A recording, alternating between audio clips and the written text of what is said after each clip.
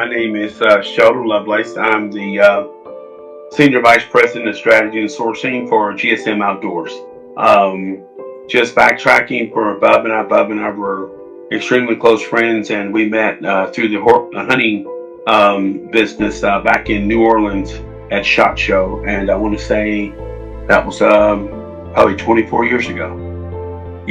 For the people that knew Bub, including myself, Bub was, just a very confident person.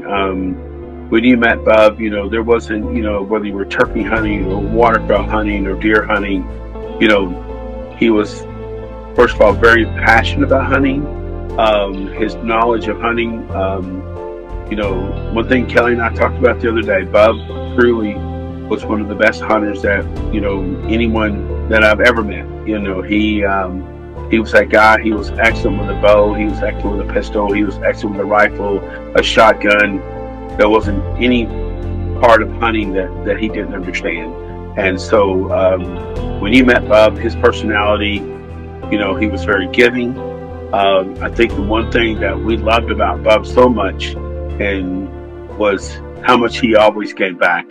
If someone asked him a question, I don't care if it was a young person or an adult or a female or male, he was always very helpful in the field. And, just with all of his experience with the Jackson family and all the hunting they've done in all the years, he was just a wealth of knowledge.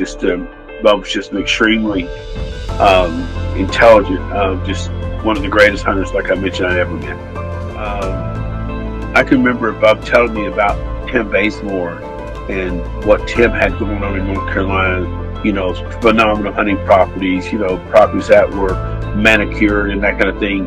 But I think if Bub would see now what's happened at the preserve, he would be elated. I mean, I think that's, that was one of his dreams. That was one of his dreams to have that property where he could bring people and still extend what the Jacksons had been doing for so many years with him and his dad, waterfowl hunting as a start, turkey hunting, deer hunting. I think it'd be a great moment for Bub to see what's going on with the preserve.